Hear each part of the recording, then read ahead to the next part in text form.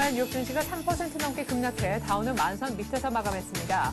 5월 비농업 부문 고용이 시장 기대에 크게 미치지 못한 데다 헝가리 신정부가 국가 디폴트 가능성을 언급했습니다. 유럽도 하락세로 마쳤습니다. 미국의 고용 지표가 실망스러웠던 데다 헝가리 총리가 국가 디폴트 가능성을 언급한 영향을 받았습니다. 유가는 4% 이상 급락하며 배럴당 71달러 선으로 밀렸습니다. 미국의 실망스러운 고용 지표와 유럽 재정 위기로 더블딥 우려감이 고개를 들었습니다. 미국의 5월 고용이 43만 1000명 증가해 5개월 연속 증가세를 이어갔습니다. 그러나 대부분이 인구조사를 위한 임시직이고 53만 명을 넘을 것이라는 시장의 기대에도 크게 못 미쳤습니다. 지난달 말에 새롭게 출범한 헝가리 정부가 이전 정부가 재정 적자 통계를 조작했으며 제2의 그리스 운명을 피하기 어렵다는 발언을 했습니다. 그러나 디폴트 가능성이 과장된 것이라며 뒤늦게 수습에 나서기도 했습니다. 유로화는 각종 악재가 돌출됨에 따라 미국 달러화의 유로당 1.20달러 아래로 추락해 4년 만에 새로운 최저치를 기록했습니다.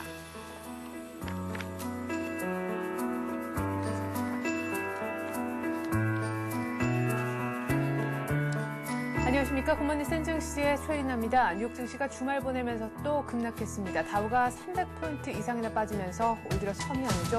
종가 기준 만선이 다시 이탈됐는데요. 장중에는 9,900포인트도 아래쪽으로 깨고 내려간 적이 있습니다. 기대를 모았던 미국의 5월 비농업 부문 고용, 예상보다 많이 늘지 못해서 실망감을 안겨줬고요. 무엇보다 헝가리 측에서 어떤 디폴트 가능성이 불거지며 유로화가 1.20달러 아래로까지 추락해 새롭게 4년의 최저치를 경신했다는 안 좋은 소식이 나오고 있습니다. 더 자세한 글로벌 증시 얘기 전문가와 함께 나눠볼 텐데요. 에임고 매니지먼트에서 강효섭 과장 나오셨습니다. 안녕하세요. 안녕하십니까. 이제 주말 무섭네요. 또 급락했어요. 3% 넘게 급락입니다. 네, 매주 이제 금요일마다 블랙 프라이데이가 되는 것 같은데요. 네. 일단 미국 시장 개장 전에서 이제 헝가리 정부에서 신정부에서 이제 디폴트 가능성에 대한 언급을 했고요. 네. 이제 그리스처럼 이제 전 정권의 경제 지표를 믿을 수 없다 이러면서 디폴트 가능성에 대한 발언을 하면서 유럽 시장이랑 유로화, 이제 미국 선물이 이제 전부 다 같이 약세를 보였고요. 또 이제 기대를 모았던 이제 고용 지표가 예상을 하회하면서 미국 시장은 이제 반등 없이 지속적으로 하락세를 이어갔습니다. 그래서 다우 지수는 3% 이상 하락했고 올해 들어서 세 번째로 만선을 하회했고요. 전 종목이 하락했고 이제 경기에 민감한 캐터필러 같은 종목은 5%가 넘게 하락했다. 그리고 업종별로도 금융산업재, 경기순환업종 등이 4%가 넘는 하락세를 보이면서 아주 안 좋게 마감을 했습니다. 네. 그래요. 반등을 모색하는 듯 했던 뉴욕 증시 주요 3대 지수가 모두 다 3% 이상씩 급락하는 모습, 그리고 다우 30개 종목 중에 오른 종목이 단 하나도 없었다라는 점, 어떤 분위기인지 대략 짐작은 하실 것 같습니다. 일단 기대를 모았던 미국의 5월 비농업 부문 고용부터 좀 정리를 해보겠습니다. 엄청나게 많이 늘 것이다 이런 전망 속에 이것 때문에 그 전날엔 장 막판에 매수세가 들어와 플러스까지 마감을 한 모습이 보여졌었는데요. 그만큼 결과에 대한 실망감은 더 컸다고도 볼 수가 있겠습니다. 기대보다 약 한 10만 개 정도나 적게 일자리 증가세가 보여졌다면서요? 네, 이제 전망치는 53만 개 정도 됐었는데요. 실질적으로 이제 43만 개를 기록했습니다. 근데 이 수치는 5개월 연속 상승을 한 수치고, 네. 또 이제 늘어난 그 비율로 보면은 10년 내 거의 최고 수준인데, 네. 임시 이제 인구조사 고용직이 41만 1000명이 나왔고요. 그래서 실질적으로 이제 비농업 부문 고용자 수는 4만 1000명이 증가했다. 그러면서 이제 이 ADP 고용 보고서에서 5만 명이 증가해가지고 원래 안 좋다 이런 예상이 있었지만은 네. 실제 고용 보고서에서는 좀 더 좋을 것이다 이런 예상을 이제 아주 깨버리면서 이제 시장 분위기가 아주 안 좋아졌습니다. 근데 실업률 같은 경우는 이제 발표치가 9.7%로 좋아졌는데, 네. 실업률에 대해서는 지금 사람들이 별로 신경 쓰지 않고 얼마나 일자리가 늘어나느냐. 네. 이것이 지금 중요하고 있고요. 근데 이제 우려는 이제 고용 지표가 회복이 좀 늦춰질 것이다. 이런 우려가 많은데, 네. 실제로 5개월 연속 일자리가 증가하고 있다는 것만을 봐도 작년 12월이나 이제 올해 초보다는 이제 분위기는 훨씬 좋다. 예. 그러니까 아직까지 제가 생각했을 때 더블 딥의 징후는 좀 오바스러운 게 아닌가 이렇게 생각하고 있습니다. 네. 지난 5월 미국의 비농업부문 고용 43만 1,000개 정도 늘어나긴 했었는데 정부가 인구조사한다고 사람들 많이 뽑은 것에 대한 그 효과가 한 41만 1,000명. 그러니까 실질적으로 순수하게 비농업부문 고용이 증가한 것은 단 2만 명에 불과하다는 안 좋은 분석이 나온 것 같습니다. 자, 실업률도 늘긴 했지만 크게 시장에 주목하진 않았다 이런 말씀 해주셨고요. 무엇보다 비농업부문 고용 중에서 정부 부문, 그러니까 인구조사인 센서스에 의해서 동원된 인구가 한 41만 명 정도. 그래서 질은 좋지 못했다라는 분석이 있는데 민간 부문 고용의 증가세가 미미해서 이것이 더 우려스럽다라는 분석이 있어요. 민간 부문의 고용은 어느 정도 늘었는지요?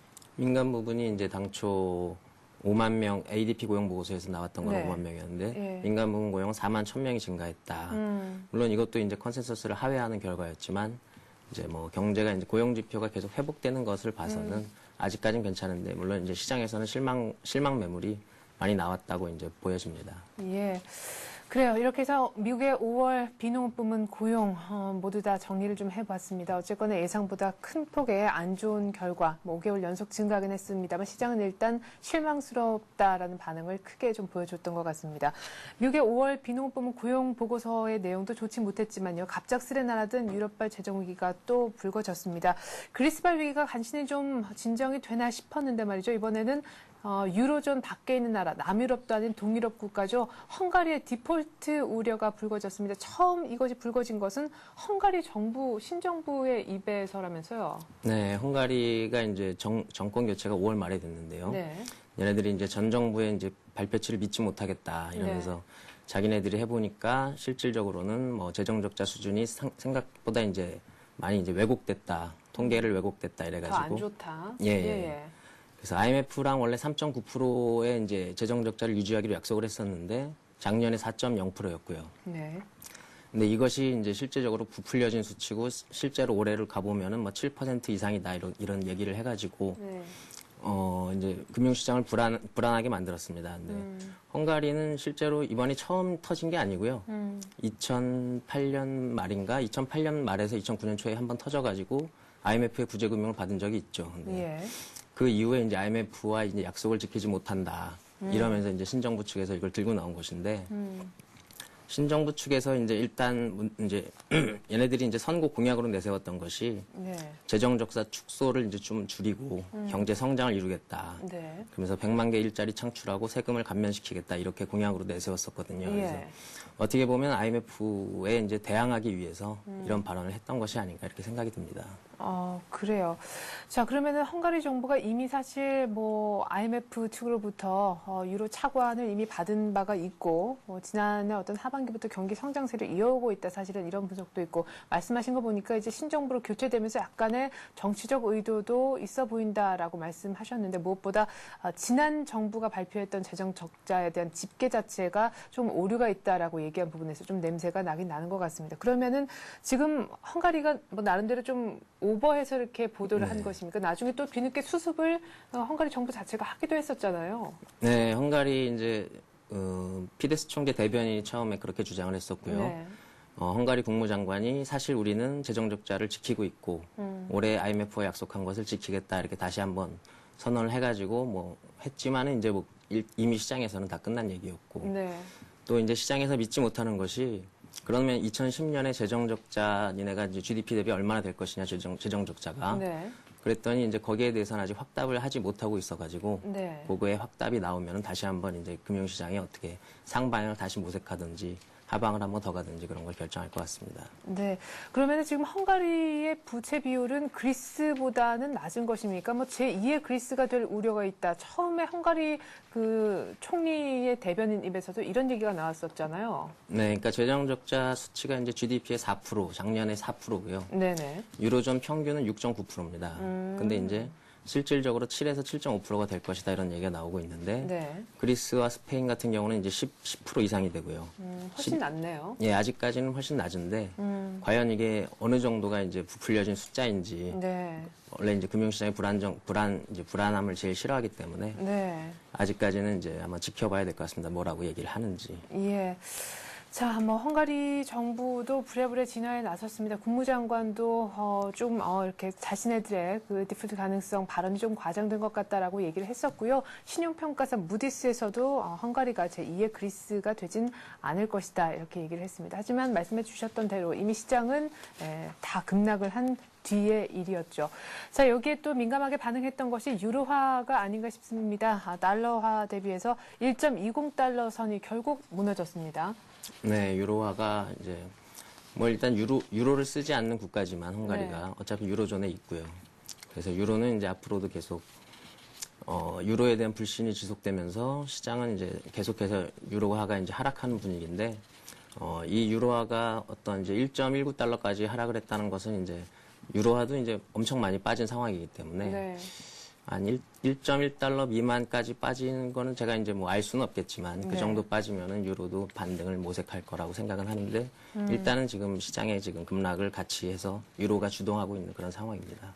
예, 뭐 일각에서는 지금 뭐 유로화가 말이죠 한 1.12달러 글쎄요 1.1달러대 중반 정도가 지금 적정선인 것 같다 이런 얘기가 나오고 있는데 어쨌거나 뭐 장중에 많이 깨졌었던 1.20달러 선이 결국엔 종가 기준 무너져서 4년의 최저치를 다시금 세우는 그런 안 좋은 일이 있었습니다. 뭐 계속해서 유로화가 더 뭐 하향 추세를 볼 수 있고 뭐 유로화 없어지는 것 아니냐 이런 얘기까지 지금 시장에 나오는 분위기인 것 같습니다.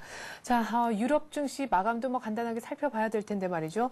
뭐 헝가리 측은 또 뭐 역시 많이 빠졌을 것 같습니다만 주요국 증시들 보니까 한 3% 가까이씩은 다 빠졌네요. 네, 헝가리라든지 이제 동유럽 문제가 됐던 동유럽 국가들이 3%에서 5% 정도 하락세를 기록했고요. 거기다가 이제 남유럽 국가도 마찬가지로 3에서 5% 하락을 했습니다. 특히 이제 헝가리발 디폴트 우려로 이제 문제가 되는 것이 이제 동유럽 지역에 대출이 많다고 알려진 이제 오스트리아. 그래서 오스트리아 금융업종이 이제 많이 하락을 했고, 오스트리아 CDS가 이제 20% 이상 상승했고요. 헝가리도 마찬가지고요. 주식시장이 폭락을 했는데, 특히 이제 프랑스 같은 경우는 이제 뭐 파생 상품에 대한 대손상각으로 고통을 받고 있다. 뭐 이런 루머가 이제 장중에 돌면서 소시에테 제너럴 같은 이제 프랑스 은행은 7% 하락하기도 하고 그래서 프랑스는 그래서 마이너스 2.86 조금 더 많이 하락을 하고 영국 독일 지수는 이제 1점대 후반 이제 정도 하락을 했습니다. 네, 그래요. 뭐 유럽도 당연히 분위기가 좋지 않았다라는 걸 저희가 전해드렸고요. 프랑스의 낙폭이 소시에테 제네랄 파생 상품 관련 루머 때문에 더 컸다는 소식까지 들었습니다. 자, 앞서서 유로화에 대한 저희가 마감가는 말씀을 드렸었고요. 유가의 상황도 좋지 못했는데 배럴당 3달러 이상씩 거의 뭐 퍼센트로 치면 한 4% 이상씩 급락을 했어요. 네, 역시 뭐 헝가리발 디폴트 우려하고요. 미국 고용 보고서에 대한 실망감이 커가지고 뭐 상품 시장 많이 빠졌고 또 유가는 특히 이제 4% 이상 급락을 했고요. 금값도 처음에는 같이 빠지다가 안전자산 선호 현상으로 인해 가지고 오르면서 마감했고 달러는 이제 88.29 달러 인덱스가 88.29인데 2009년 3월 달에 달러 인덱스가 가장 올라갔을 때가 89.6이었거든요. 최근에. 근데 89.6기까지 이제 얼마 안 남았습니다. 그래서 여기 고점을 돌파할 것인지도 한번 지켜봐야 하는 그런 상황입니다. 네. 자, 뉴욕 증시를 어떻게 바라봐야 좋을지 모르겠습니다. 일단은 뭐 뒤에 수습이 나오긴 했습니다만 장이 다 닫힌 이후고요. 자, 그러면은 사실상 헝가리의 디폴트의 가능성은 낮은데 시장이 좀 과도하게 반응을 한 것인지 일단 뉴욕 증시 만선의 이탈의 의미를 어떻게 보시는지요? 새롭게 뉴욕 증시가 다우의 기준으로 바닥 찾기에 나선 상황입니까? 차트만 보면 일단 한 번 더 바닥을 찍어야 되는 그런 상황인데요. 이 헝가리 사태가 어떤 이제 동유럽 사태로 이제 재점화된다. 2008년 이제 하반기나 2009년 초반기처럼 재점화된다 그러면 제 생각에는 한 다우 기준으로 한 9,000선, S&P 기준으로 1,000선까지는 떨어질 수 있다고 생각이 드는데 이거 역시 어차피 경제가 회복되는 과정에서 일어나는 조정의 현상이라고 보여지고요. 유로가 몰락하는 것도 쉽게 일어날 수 있는 일은 아닌 것 같고 그래서 어느 정도 이제 조정을 겪을 수는 있겠지만은 조정을 또 안 겪을 수 있고 뭐 바로 반등할 수도 있는 것이고 그래서 이 정도 수준이면은 이제 분할 매수를 들어가야 되는 타이밍이 다시 한번 계속 오고 있다. 저는 그렇게 생각하고 있습니다. 예. 자, 뭐 결국은 지표에 기댈 수밖에 없을 것 같습니다. 유럽에서 들려오는 그런 어떤 안 좋은 뉴스들은 뭐 헤드라인이 조금 긍정적으로 바뀌길 기대할 수밖에 없는 그런 상황이고요. 뭐 실망스러웠던 5월 고용 지표, 실망스러웠던 것만큼 이런 지표 쪽에서 뭔가 또 반전의 실마리를 찾을 수밖에 없는 것이 우리 투자자들 입장이 아닌가 싶은데 이번 주 경제 지표는 뭐 주 후반에 많이 몰려 있다고 들었습니다. 예, 이제 오늘은 이제 소비자 신용 4월 소비자 신용이 발표를 하는데 네. 이제 신차 판매가 감소를 했다는 것을 이미 나와 있기 때문에 예상치가 이제 마이너스 20억 달러가 이제 감소할 것이다. 네. 이렇게 예상이 되고 있고요. 도매 재고가 6월 9일 날 발표하는데 컨센서스는 이전치가 0.4% 증가해서 0.5% 증가. 네. 꾸준하게 계속 증가하는 걸로 나오고 무역 수지가 6월 10일 날 발표를 하는데 이거는 이제 이전치보다 무역 수지가 좀 더 늘어나서 네. 미국인들이 소비를 조금 더는 많이 할 것이다. 이렇게 이제 결과가 나오고 있는데 이제 중요한 것은 이제 5월 소매 판매 그다음에 6월 미시간 소비자 신뢰 지수가 이제 11일 날 발표를 합니다. 네. 근데 이제 소매 판매 같은 경우는 이전치 0.4%에서 0.2% 증가로 나오기 때문에 좀 이제 소비가 어느 정도 둔화돼서 상승은 하고 있다. 하지만 이제 상승하고 있다는 것도 어느 정도 계속해서 시장에서는 괜찮은 모습이고요. 네. 지금 조정의 빌미로는 충분히 작용할 수 있으니까 어느 정도 이런 지표들이 나오면 악재의 해소로 보는 것이 맞겠다 생각하고 있습니다. 네.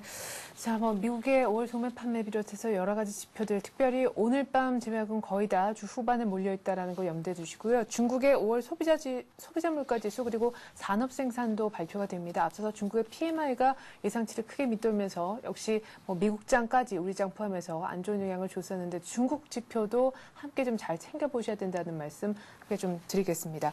자, 그런 가운데 좀 소프트한 뉴스 얘기도 좀 잠깐 나누겠는데요.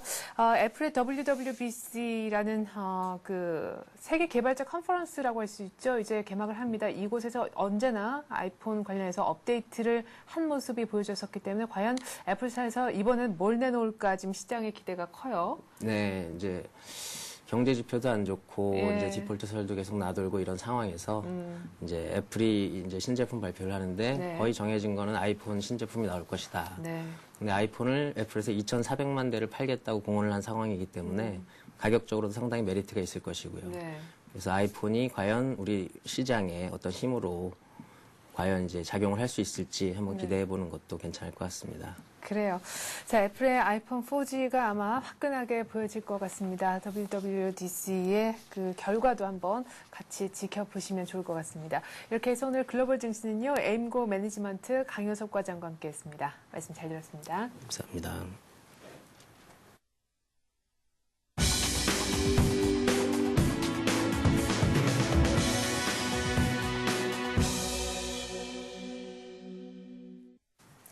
네, 미국 증시는 주말에 급락을 했습니다. 헝가리의 디폴트 우려가 제기가 됐고요. 미국의 5월 비농 부문 고용 예상 밖에 많이 늘지 않은 모습이었습니다. 다우가 만선을 이탈한 시점, 우리 증시는 오늘 어떻게 또한 움직일런지 오늘장 전망해보는 시간 갖겠습니다. 신한금융투자 영등포 지점에서 조재석 부장 나오셨습니다. 안녕하세요. 네, 안녕하십니까. 네, 또 걱정입니다. 역시 조재석 부장님 만날 때마다 항상 비슷한 얘기를 하게 되는 것 같아요. 글로벌 시장 급락 또예요. 예, 뭐 제가 월요일 날 담당을 하는데요. 예. 주말에 이렇게 편안하게 지나가는 게 뭐 거의 없는 것 같습니다. 네. 지금 보면 뭐 지난 주말에도 그 미국의 이제 고용 지표가 네. 좀 안 좋게 나왔고요. 그 다음에 주반경에 발표된 그 중국의 구매자 관리 지수가 예상보다 좀 안 좋게 나오면서 중국의 경기 둔화 우려감이 나왔습니다. 네. 거기에다가 또 헝가리에서 그 총리 대변인이 뭐 디폴트 가능성 발언을 하면서 유럽 재정 위기감을 다시 부각을 시켰는데요. 네. 이 보면은 그 지금 남유럽 위기도 지금 해결이 안 되고 있는 상태에서 네. 이 동유럽까지 위기감이 이 전염되는 거 아니냐 하는 그런 우려감이 그 글로벌 시장에서 그 악재로 작용을 하는 것 같고요. 네. 또한 그 보면은 이거 헝가리도 그리스하고 뭐 사태가 좀 판박이로 비슷하게 전개가 되는 것 같습니다. 새 정부가 그 기존 정부, 이전 정부의 그 재정 적자 통계를 믿지 못하겠다고 하면서 네. 그 뭐 기업으로 따지면 분식 회계나 비슷하다고 할 수가 그렇죠. 있겠죠. 예. 그래서 분식 회계가 나오면은 사실 기업들은 주가가 떨어지고 이 자금 조달이 어려운데 네. 이 국가의 이 재정 적자 부채가 믿지 못하겠다고 그것도 뭐 고위 당국자 입에서 나오니까 네. 시장이 이렇게 조금 과민 반응을 좀 하는 것 같은데요. 네. 하지만 이렇게 보면은 그 조정 기간하고 폭은 일단 그리스를 비교를 해보면 그리스는 약 한 달간 네. 지난 4월 말에 얘기가 나오면서 한 달 동안 한 150포인트 정도가 빠졌습니다. 네. 근데 헝가리는 그리스보다는 좀 경제 규모도 좀 작고요. 네. 그 다음에 재정 적자라고 이제 GDP의 4%라고 해서 보니까 그 헝가리로 그 통화로 따지면 한 1조 400억 포린트라고 하더라고요. 그러면 네. 미화로 따지면 53억 달러더라고요. 그래서 53억 달러면은 사실상 그렇게 많지는 않고요. 예. 그다음에 뭐 국제 뉴스에 보면 작년 그 2008년도 10월에 이미 그 헝가리 같은 경우는 동유럽은 그 당시에 구제 금융을 받았습니다. 그래서 IMF에서 한 200억 유로의 그 구제 금융을 받아서 그 아직까지 좀 자금의 조달에 여유가 있는 상태이기 때문에 네. 그 지난번처럼 뭐 그 급락보다는 한 1,600포인트 근처에서는 아무래도 좀 지지는 되지 않을까 이렇게 예측을 해볼 수 있을 것 같습니다. 네, 그러면은 유럽발 악재가 뭐 다시금 불거져서 이제는 뭐 동유럽 쪽에 있는 예. 헝가리 디폴트 얘기가 나오긴 했지만 재정 적자 규모가 그리스보다도 작고 하기 때문에 그리고 이미 IMF의 어떤 손을 지금 빌린 바 있기 때문에 그리스만큼 많이 급락은 안 할 거다. 1,600은 예. 지켜질 거다. 예. 이런 말씀이시죠. 그래요. 그러면 국내 증시가 어떤 그간 쭉 올라왔던 거의 뭐 한 1,532포인트 정도 저점 찍고 지금 1,664니까요. 한 130포인트 올라왔는데 이것이 기술적 반등으로 끝나면서 그간의 상승폭 거의 다 내줄 것이다. 까지는 걱정을 안 해도 된다는 말씀이신가요? 예, 지금 제가 보는 견해로는 지금 그 지난번에 1,530은 이제 예. 그리스발 위기 플러스 그다음에 저희 그 우리나라의 지정학적 지정학적 리스크까지 이제 같이 그랬는데 지정학적 리스크는 이미 상당 부분 좀 뭐 이렇게 좀 잠수를 했고요. 네. 그다음에 이제 그리스발 위기에 따른 것도 그리스발 위기 나왔을 때가 1,685포인트였는데 네. 지금 보면 1,660포인트 대기 때문에 지정학적 리스크를 넘어서 그리스발 위기가 나오기 그 근처까지 지금 와 있는 상태이기 때문에 네. 이번에는 그 뭐 그렇게 많이 빠지는 것보다는 한 2분의 1 조정폭이 한 1,600포인트 선이 되고요. 좀 뭐 장중에는 한 1,570, 80까지도 뭐 어떻게 이제 그 해외발 뉴스에 의해서 빠질 수 있겠지만은 네. 일단 종가상은 한 1,600선에서는 지지가 가능하고 근데 그 주 초반 조정받고 그다음에 이번 주에 이제 쿼드러플 데이 끝나고 나면은 네. 주 후반 이후로는 좀 뭐 저희 증시는 좀 안정되지 않을까 이렇게 예상해 볼 수 있겠습니다. 그래요. 주 초반에 뭐 글로벌 증시 급락한 것 그리고 투심이 다시금 위축될 가능성이 있기 때문에 주 초반에는 어쩔 수 없이 조정을 좀 받겠지만은 1,600을 아래쪽으로 깨진 않을 것이고 주 후반 들어서 반등이 나올 것이다. 이렇게 주간 전망으로는 전약 후강 이렇게 전망을 좀 해주셨습니다. 자, 문제는 가장 우려스러운 건 또 외국인이 아닐까 싶어요. 5월 들어 계속해서 매도하다가 6월 이제 초반 들어서면서 조금 돌아서 주나 좀 이렇게 싶었는데 외국인들이 예. 다시 팔아버릴 가능성도 있는 거 아닙니까? 그렇죠. 뭐 지난주에 이제 외국인들이 한 5천억 정도 순 매수를 해서 이제 저희 그 우리 증시에 좀 기대감을 가질 수 있게 됐는데요. 네. 지금 보면은 그 유럽발 위기에 따른 위기감으로 지난번에 5월에 한 6조 원 정도가 넘는 매도가 나왔기 때문에 급한 자금들은 좀 빠져나갔다고 볼 수가 있겠고요. 네.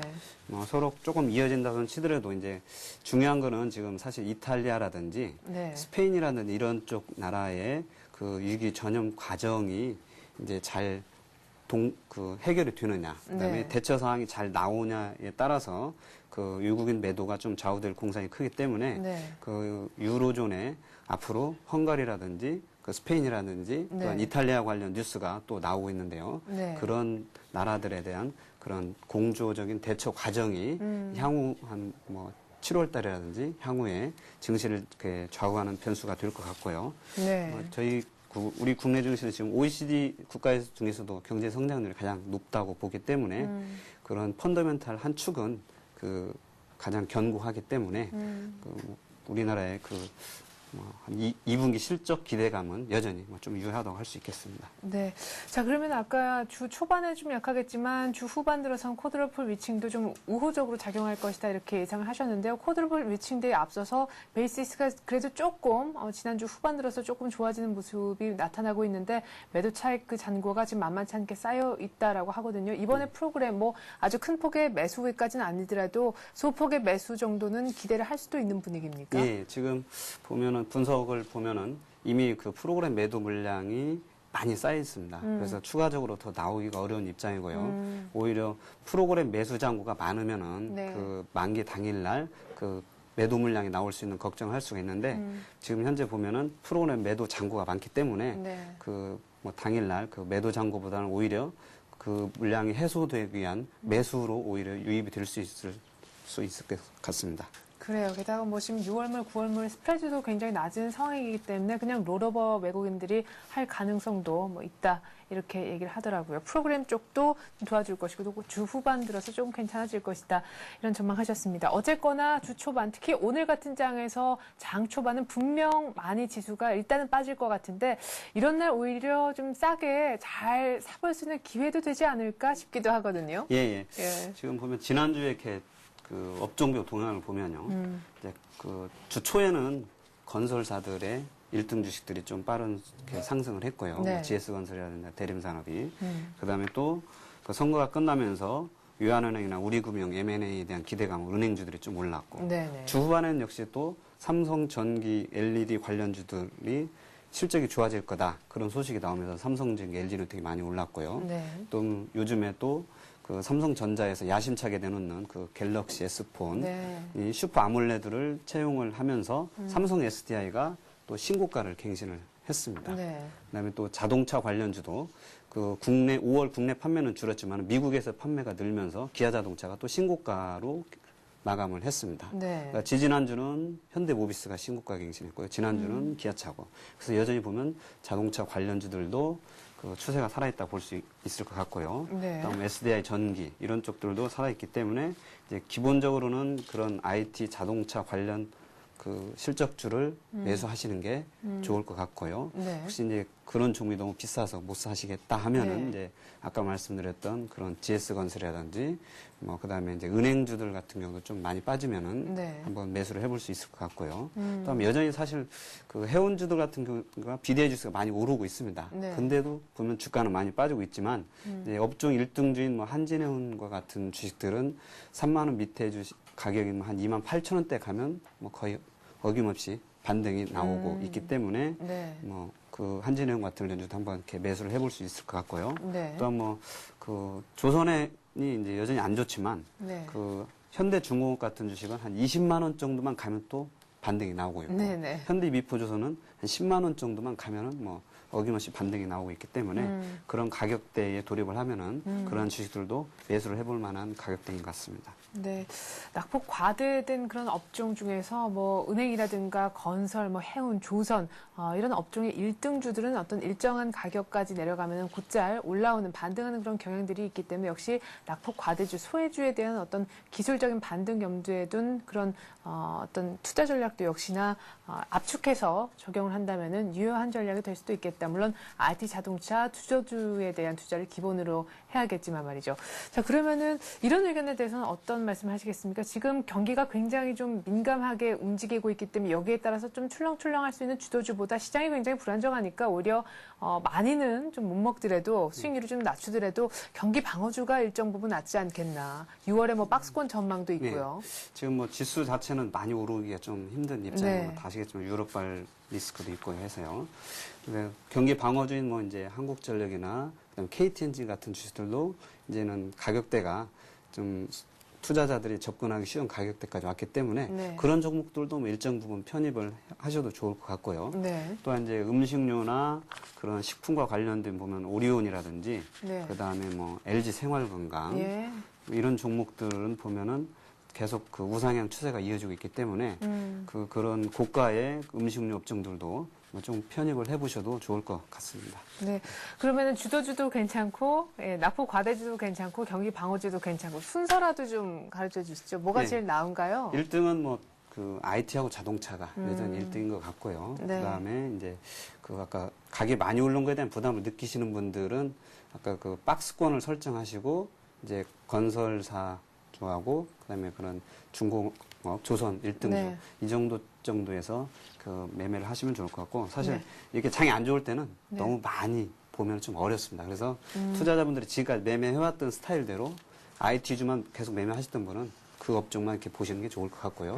그다음에 그 음식료 업종 쭉 매매하셨던 분들은 그 업종만 보시는 게 좋고, 그러니까 투자자분들 지금까지 눈에 익었던 네. 그런 업종을 보시는 게 좋고, 눈을 다른 데로 이렇게 돌리면은 사실 샀다가 장중이 좀 빠지면은 네. 이렇게 무서워서 파는 경향이 있기 때문에 네. 아무래도 투자자분들의 눈에 익숙한 그런 업종을 보시는 게 가장 좋은 투자 방법인 것 같습니다. 네, 어설프게 갈아타는 것보다 계속해서 매매했던 종목을 계속해서 트레이딩하는 게 아마 조금 더 안전하지 않겠나 이런 얘기를 하셨습니다.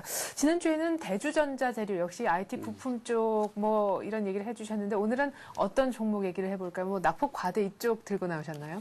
오늘 또 뭐 저는 이제 IT 관련 그 약간 중소형주라고 하면서 실적주는 오디텍이라는 종목을 들고 나왔습니다. 네. 오디텍은 이제 그 배선 장치인 트랜스터 파워하고요, 파워 트랜스터하고 그다음에 그 센서 소자하고 그다음에 가장 중요한 LED 칩에 들어가는 제너 다이오드라는 걸 만들고 있습니다. 네. 제너 다이오드는 이제 LED 칩을 정전기와 열에서 그 보호해주는 부품인데요. 국내 시장에서 90%를 점유를 하고 있습니다. 그래서 네. 올해 삼성전자의 LED TV의 가장 큰 폭의 수혜주가 되고 있고요.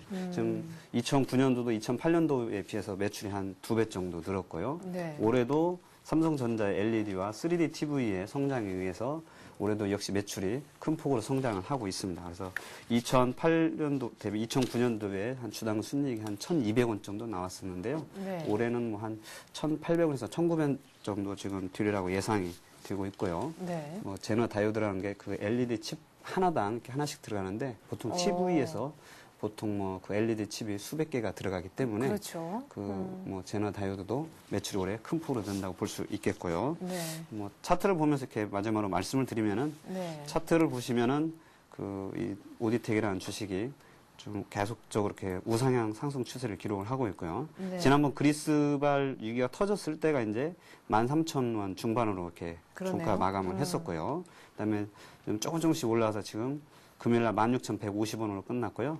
오늘 그 헝가리발 위기로 주 초반에 좀 조정을 받으면 한 15,000원 중반 정도에서 매수를 해보시면 좋을 것 같고, 예, 고점은 목표가는 지난번 고점에서 좀 못 미쳤던 한 18,000원 정도를 목표가로 설정을 하시고 매매를 하시면 좋을 것 같습니다. 이 단기 때문에 일부러 목표가를 짧게 잡아주신 건가요? 아니면 전고점까지 가기엔 조금 부담스럽다 생각을 하신 건가요? 지금 약간 단기적으로 예, 상태가 시장이 불안하기 때문에 예. 18,000원을 했고요. 예. 뭐 시장에서 독점적인 위치를 차지하고 있기 때문에 전고점이 2만 원도 기본적으로는 좀 넘어갈 수 있지 않을까 이렇게 예상을 하고 있습니다. 네, 끝으로 손절가만 좀 말씀해 예. 주시죠. 손절가는 지금 짧게 해서 예. 한 14,500원 정도를 이렇게 손절가로 두고서 예. 매매를 하시면 좋을 것 같습니다. 네, 자, 이렇게 해서 제너 다이오드 칩의 국내 90%를 점유하고 있는 LED TV가 많이 팔리면 팔릴수록 실적이 올라갈 수밖에 없는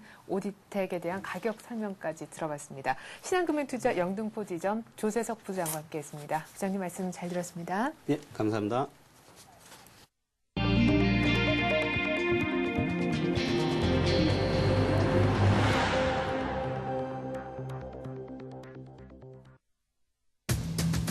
지난 5일 G20 재무장관 중앙은행 총재회의가 부산에서 폐막했는데요. 은행세 등 자본 규제와 기준금리 결정 등의 출구 전략에 있어 국가별 개별 추진하는 것으로 결론이 났습니다.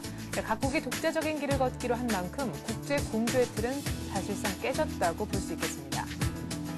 6.2 지방선거에서 여당이 사실상 참패하면서 후폭풍이 경제팀 개각으로까지 확대되는 것 아니냐는 관측이 나오고 있습니다. 또 재정 건전성 강화를 원칙으로 한 증세안마저 흔들리는 등 이명박 정부 하반기 경제정책 추진이 난관에 봉착했습니다.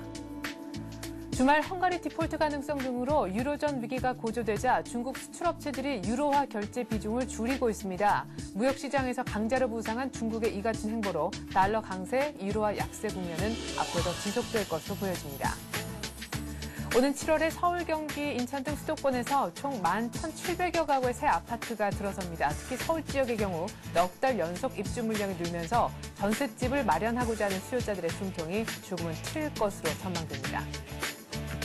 오늘 10일 목요일엔 금융통합위원회가 열립니다. IMF와 OECD가 한국의 금리 인상 필요성을 제기했지만 유로존 위기가 동유럽까지 전이되며 김중수 한은 총재 발언 수위는 오히려 퇴보할 가능성이 커졌는데요. 이 밖에 국내 주요 일정 어떤 것들이 더 있는지 챙겨보겠습니다. 네, 같은 내용 바탕으로 해서 이슈는 서울경제신문 산업부에 있는 이종배 기자와 함께하겠습니다. 안녕하세요. 예, 안녕하십니까. 네, 자 지난 주말 부산에서 G20 주요 재무장관 그리고 중앙은행 총재 회의가 열렸습니다.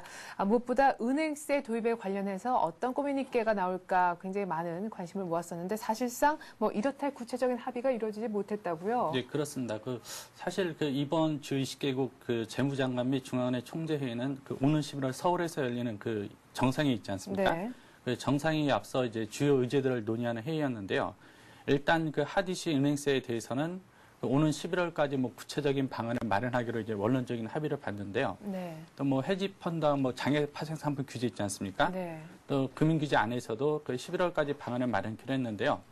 아마도 눈길을 끄는 것은 은행세에 대해서 캐나다, 호주 등 일부 국가들이 강력히 반대를 했거든요. 네. 강력히 반대를 하다 보니까 G20개국 재무장관 및 중앙은행 총재들은 국가별로 구체적인 방안을 다룰 수 있다. 국가별 사정에 맞게 은행세 도입 방안을 추진키로 했다. 이렇게 좀 결의를 했는데요. 네. 한마디로 은행세 도입에 대해서 국제 공조가 깨졌다. 이렇게 좀 평가를 할 수 있을 것 같고요. 그렇다 보니까 우리나라 정부가 굳이 국제 공조를 하지 않고요. 네. 자율적으로 은행세를 도입할 수 있는 길이 열렸다. 이렇게 평가를 내릴 수 있을 것 같습니다. 네. 자, 은행세에 대해서는 국제 공조가 깨지면서 각국이 알아서 하는 것으로 결론이 났다 얘기를 하셨지만 사실 글로벌 금융 안정망 구축에 대해서는 어느 정도 합의가 이루어졌다고 들었는데 말이죠. 이번 회의 내용, 이 밖에 다른 것들 포함해서 결산을 좀 해봐 주시죠. 네, 그렇습니다. 이번 회의에서는 지적한 대로 은행세 도입에 대한 국제 공조가 사실상 깨지면서요. 네. 은행세에 대한 각국의 활동 반경이 넓어진 게 가장 큰 특징이고요. 당장 이번 달 말에 캐나다에서 상반기 G20개국 정상회의가 열립니다. 네. 여기에도 지속적인 논의가 이루어질 것으로 보이는데요. 일단 이번 부산회의의 주요 논의된 안건을 좀 정리해 보면요. 일단은 글로벌 공조에 대해서는 성장과 고용 강화를 위한 정책 공조를 지속해 나가는 걸로 좀 합의를 봤고요. 네. 덧붙여 재정 건전화를 위한 재정 구조 조정에 대한 공감대를 좀 마련했습니다. 그래서 주요 20개국 이제 재정 구조 조정에 많이 나설 것 같고요. 말씀하신 대로 은행세 도입은 11월 정상회의에서 좀 방안을 마련하기로 했고요. 네. 가장 관심 모은 게 이제 글로벌 금융 안정망 구축인데요. 네. 이제 이번 회의에서는 주요 20개국 차원에서 글로벌 금융 안정망을 좀 별도로 구축하기로 좀 합의를 했습니다. 그래서 구체적으로 어떤 식의 방안이 될지는 좀 논의를 해봐야 되겠지만요. 네. 일단은 상반기 주요 20개국 정상회의가 6월 말 캐나다 토론토에서 열리는데요. 상반기 여기서 이제 많은 논의가 이루어질 것 같고요. 결과적으로 상반기 주요 20개국 정상회의가 하반기 의제까지 어떻게 이어지는지를 키포인트가 될 것 같습니다. 네. 자, 다음 소식입니다. 6.2 지방선거에서 여당이 거의 완패함에 따라서 후폭풍이 지금 개각까지 영향을 줄 수 있다라는 분석이 나오고 있습니다. 개각을 어떤 시기에 하는가, 오히려 지금 이것이 뉴스가 되고 있는 실정이니까요. 게다가 당장 지금 정부가 추진하고자 하는 세종시 수정안도 후퇴할 가능성이 농후해졌죠. 네, 그렇습니다. 여당의 지방선거 완패에 따른 후폭풍이 좀 계속 몰아치고 있는데요. 네. 이명박 대통령이 의욕적으로 추진하고 있는 각종 정책이 이번 지방선거 결과로 적잖은 영향을 좀 받을 것 같습니다. 당장 정부와 한나라당 내부에서는 세종시 수정안을 강행하는 게 쉽지 않을 거다. 이런 이야기도 흘러나오고 있는데요.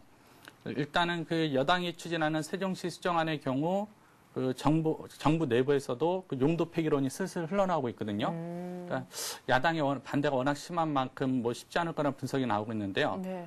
일단 그 다음에 4대강 사업의 경우는 일단은 세종시 수정안과 달리 일단 정부는 좀 강행 의지를 좀 밝히고 있습니다. 네.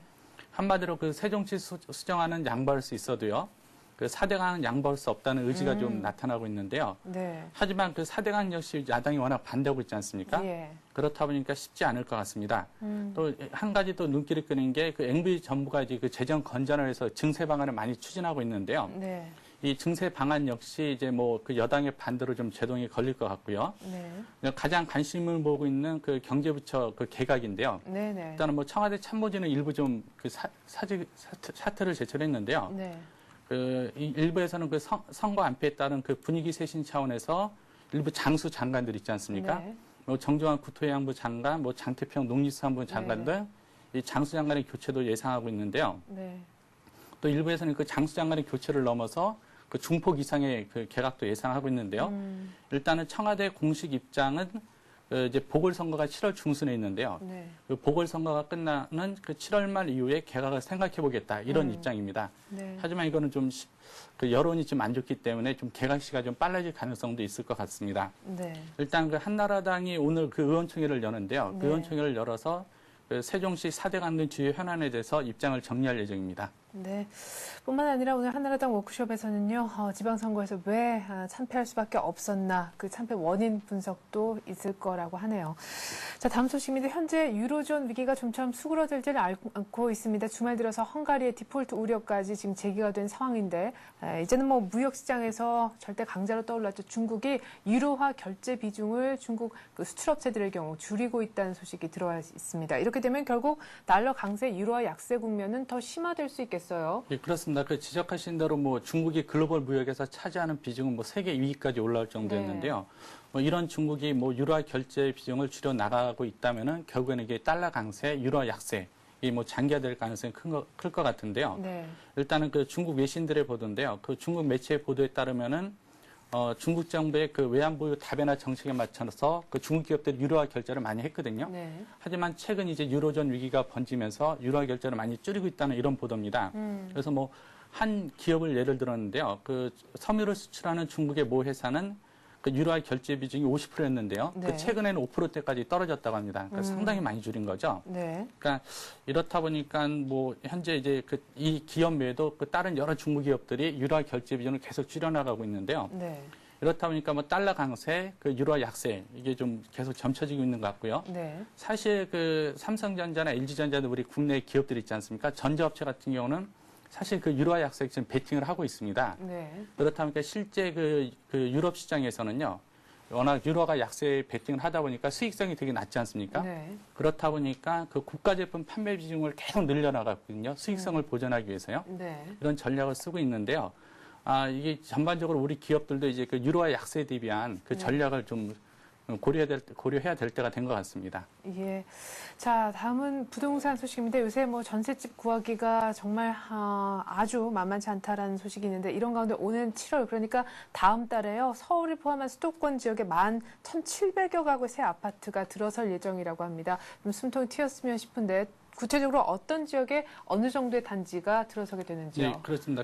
요새 그 수도권에서 전셋집 구하는 게 쉽진 않은데요. 네. 그중 하나가 아마도 뭐 신규 아파트 입주 물량이 적은 게 가장 큰 원인일 것 같은데요. 공급이 부족해서. 네, 그렇죠. 예. 근데 오는 7월에 그 지적하신 대로 그 수도권에서 한 11,700여 가구 새 아파트가 입주하게 됩니다. 뭐 적자는 물량이다 보니까 그 전셋집 마련이 좀 수통이 트일 것 같은데요. 네. 뭐 지역별로는 그 서울이 한 3,700여 가구, 경기가 7,300여 가구, 인천이 692가구 등인데요. 네. 입주단지 가운데 눈여겨볼 것은 뭐 서울에서는 그 마포구 상암동에 월드컵 10단지가 눈에 띄고요. 네. 단지 규모가 820가구입니다. 그다음에 뭐 성북구 기름동에 기름 뉴타운 7단지, 그다음에 은평 뉴타운의 3지구도 그 눈길을 끌고 있는데요. 또 경기 지역에서는 그 수원시와 파주 등의 그 주요 물량이 포진돼 있는데요. 경기 지역에서는 그 파주시 교합의 그 월드 메리디앙이 단지 규모가 가장 크고요. 네. 이 밖에 뭐 고양 중산의 휴먼시아가 한 401가구 등으로 그 눈여겨볼 것 같은데요. 관심을 끄는 것은 4월 이후 수도권에서 서울을 중심으로 해가지고요. 네. 신규 아파트 입주 물량이 계속 지난해 그 전년 동기보다 계속 늘어나고 있다는 점인데요. 네. 이 같은 신규 아파트 입주 물량 증가가 그 향후 전세값에 어떤 영향을 미칠지도 좀 관심을 모으고 있습니다. 네. 자, 다음 소식입니다. 지난번 1차 발표 때 실패로 돌아가 아쉬웠었던 나로호의 2차 발표가 이제 이틀 앞으로 다가왔습니다. 수요일 날 다시금 재발사를 하게 되는데요. 정확한 시각은 수요일 오후 5시 전후쯤이 될 거라면서요? 예, 그렇습니다. 9일 오후 5시께로 발사가 예정되어 있는데요. 네. 뭐 오늘 이제 발사대로 이송에 장착이 되고요. 그 8일에는 그 최종 모의 연습을 하고요. 또 9일에는 이제 발사가 예정되어 있는데요. 아마 그 발사 성공 여부는 뭐 9일 저녁 늦게 판가름 날 것 같고요. 네. 만약 우리나라가 이번에 발사에 성공한다 그러면은 그 자국 땅에서 자력으로 위성을 쏘는 우주클럽이 있는데요. 네. 우주클럽에 그 10번째로 가입하는 국가로 남게 됩니다. 네. 우리나라 첫 우주 발사체입니다. 지금 화면에 보여지고 있는 나루호. 오늘 발사대로 옮겨서 장착이 되게 되는데요. 뭐 작은 충격이라도 갈까 지금 조심조심 옮겨지게 될 것 같습니다. 무엇보다 관건은 날씨인데 기상 상태가 좀 좋아야 될 것 같습니다. 자, 앞서서 제가 금통위가 이번 주 목요일 있을 것이다 이렇게 리드해서 말씀을 좀 드렸는데 이번 주 주요 일정 중에서 가장 눈길을 끄는 것은 역시 금융통합위원회가 아닐까 싶어요. 예, 그렇습니다. 그 금통위가 가장 이슈가 될 것 같고요. 네. 다음으로는 뭐 정부가 내놓을 그 서비스 산업 해외 진출 방안이 있거든요. 네. 그 정도가 큰 이슈가 될 것 같은데요. 뭐 일정별로 살펴보면 오늘 7일에는 그 한국개발연구원에서 그 6월 경제 동향을 발표를 하고요. 네. 또 한국은행에서는 그 은행들의 자금 흐름을 보여주는 올 1분기 그 지급 결제 동향도 공개합니다. 그 8일에는 그 기획재정부가 그 최근 스왑 스프레드 동향과 시사점 자료를 내놓을 예정인데요. 네. 여기에는 뭐 유럽 위기와 대분 리스크 증가에 따른 그 CDS 프리미엄 있지 않습니까? 네. 그 CDS 프리미엄 현황과 전망이 좀 당길 것으로 보이고요. 또 8일에는 또 한국은행에서 그 5월 생산자 물가 동향을 발표합니다. 네. 9일에는 그 기획재정부에서 그 서비스 산업 그 해외 진출 방안을 공개하는데요. 여기에는 뭐 프랜차이즈 업체나 의료법인 등이 그 해외 진출할 때요. 네. 그 세제 혜택, 그 지원이 좀 당길 것 같습니다.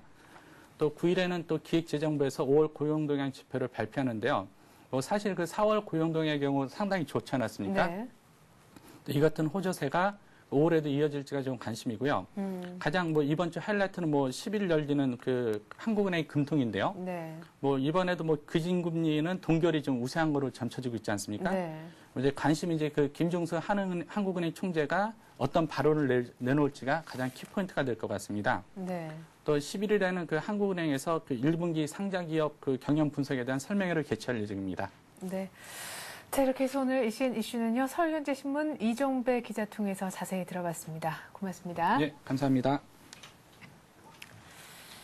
미국의 주말에 있었던 뉴욕 증시 3% 이상 급락했습니다. 정확히 324포인트나 빠지면서 9,931로 끝나서요. 종가 기준 다우가 만선을 하회했습니다. 무엇보다 개장 전에 발표가 됐었던 5월 비농업 부문 고용 예상보다 한 10만 명 정도 덜 증가해서 큰 실망감을 안겨주었고요. 또한 헝가리의 디폴트 가능성이 제기가 됐습니다. 그래서 유로화가 1.20달러 아래까지 깨고 내려가면서 4년 내 최저치를 다시금 경신을 했는데요. 때문에 유럽 증시도 뉴욕 증시도 모두 다 이래저래 급락할 수밖에 없었던 것 같습니다. 기대했던 고용 지표에 대한 실망 그리고 생각지도 못했던 헝가리의 디폴트 우려라는 안 좋은 뉴스. 뉴욕 증시가 만선을 이탈한 상황에서 오늘 우리 증시 이제 반등은 확실히 멈춰질 것 같은데요. 1660선에 겨우 안착하는 듯 보였던 우리 코스피는 어느 정도까지도 내려갈 것인지 이것이 관심사인 것 같습니다. 자세한 우리장 얘기는요. 출발 생증시에서 해드리겠습니다. 고맙습니다.